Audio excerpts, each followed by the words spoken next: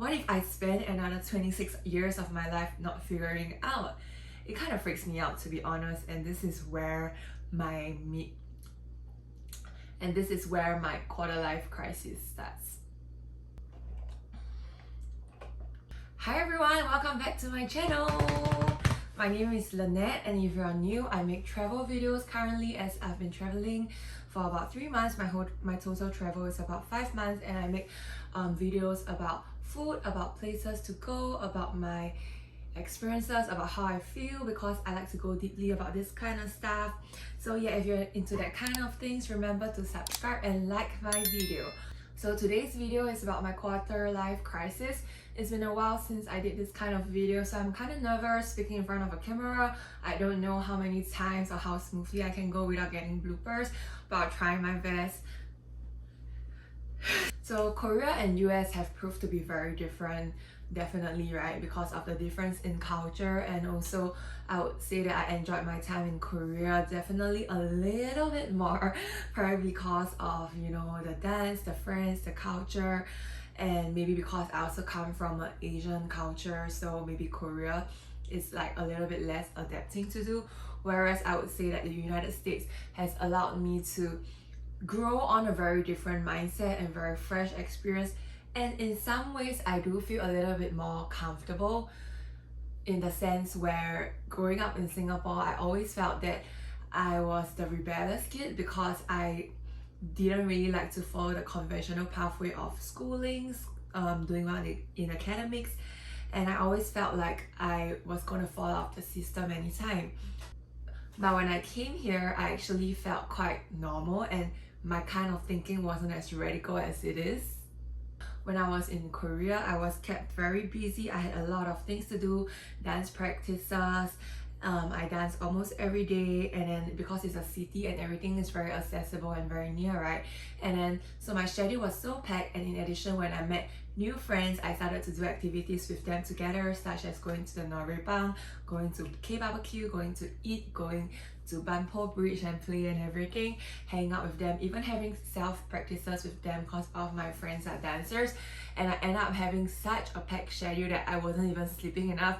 But you know, that feeling of like you're living your best life out there, that was what Korea was for me. When I came to the United States, I was forced out of my happy bubble because everything wasn't so accessible. I wouldn't say there were lesser things to do, just because of the fact that you're not in a city. So everything is not as accessible, and you can't do as much in a day, or for the matter of fact, for me, because I don't drive, so a lot of things are out of my reach. The only places that are within my reach is my neighborhood, and if like places, I've been like literally walking an hour to get to places. And also if I do take the public transport, it takes me like 2 hours to get to downtown. So because of all this, I felt that it was a lot more effort for me to get out of the bed each day to get on with my daily tasks.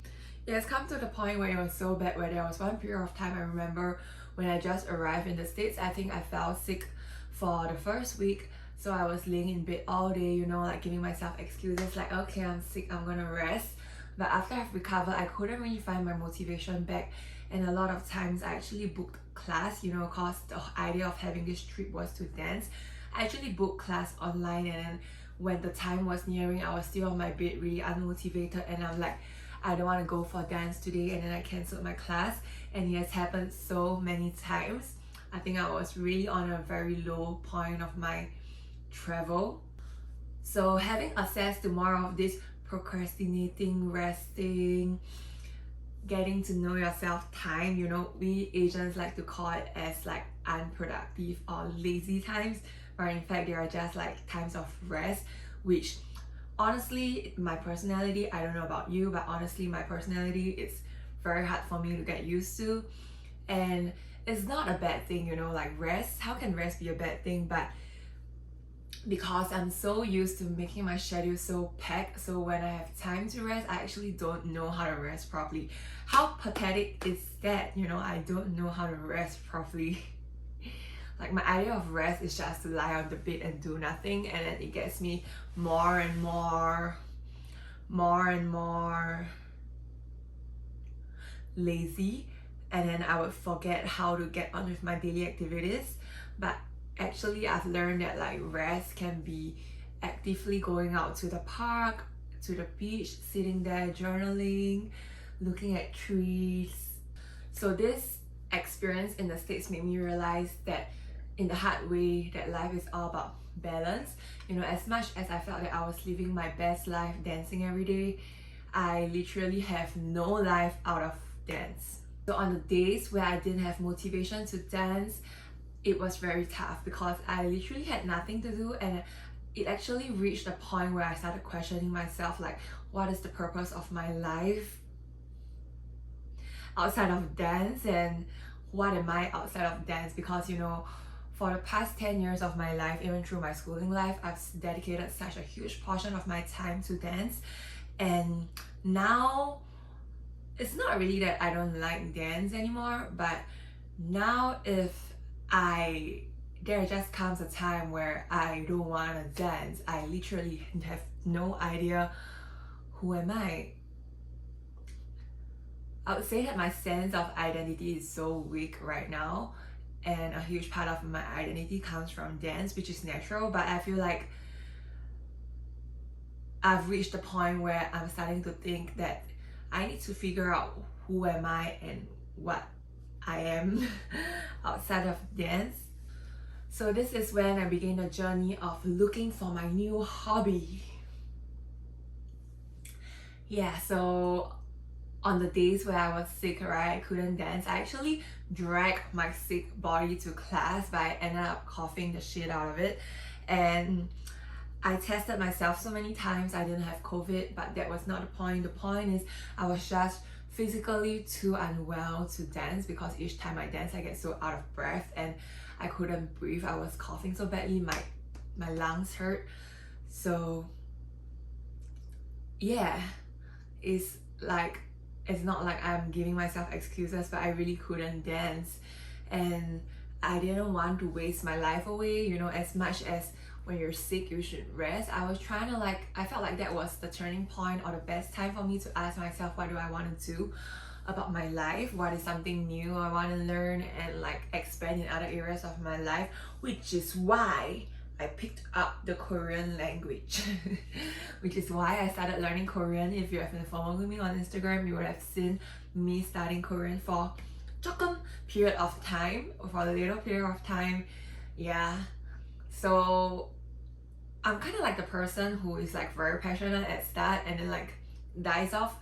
Basically, I'm just not a very consistent worker.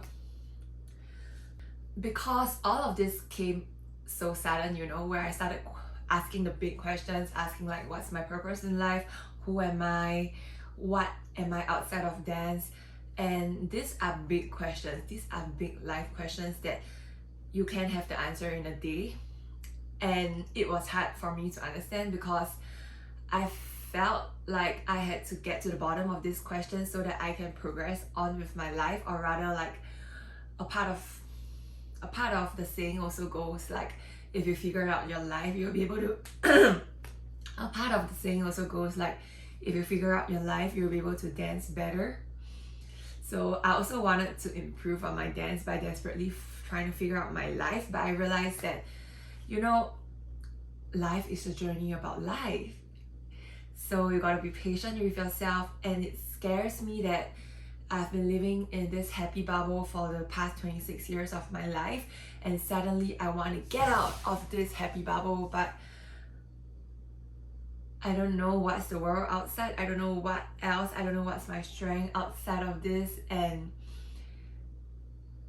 it scares me because I know some of you would say that of the very fact that, you know, I'm only 26 and I still have so many years ahead of me, and I don't need to worry, I can slowly figure things out. But at the same time, the idea that I've already had 26 years of my life, I'm already 26 and I haven't figured it out. What if I spend another 26 years of my life not figuring it out? It kind of freaks me out, to be honest, and this is where my quarter life crisis starts.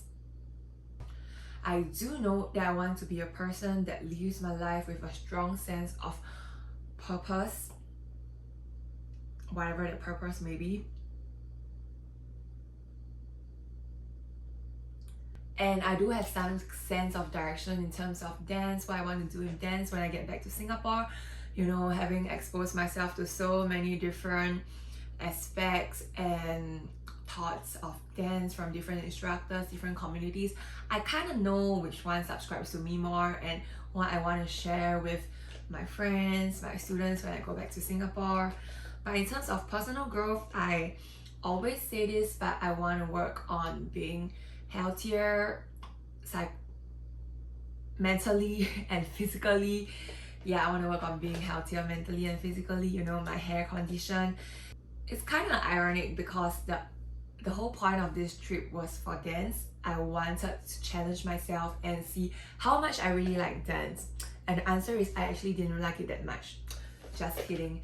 I mean, I went on this trip because I knew I love dance a lot, and I asked myself, if I were to put myself in a situation where I get to dance every day, would I ever get sick of it? Is my passion really that great? Would I do great things out of dance, or is it? And this is when I learned something about myself, and I realized that yes, my passion is great, but I can't do dance all the time. I need a life outside of dance. I don't know, is it because I'm less passionate as before? I wouldn't think so, but I just think that everybody would have days where they don't feel like eating their favorite food, right? So when that kind of day happens, what do I do? Part of my travel reflection also includes the fact that, you know, 5 months is actually a long time. Before I started on this trip, I was filled with so much excitement. I just thought about, like, you know, I'm overseas.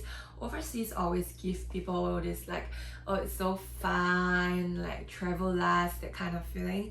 But when I'm actually in it, I realize that it's no different from daily life. There's times where you have to do nothing and have downtime, just like when you're back at home. You don't always get up and productive every day, you know. There are days where you just stay home, be lazy. And it's kind of hard to come to terms with that when you're overseas, because you kind of feel like you're not making the best use of your time.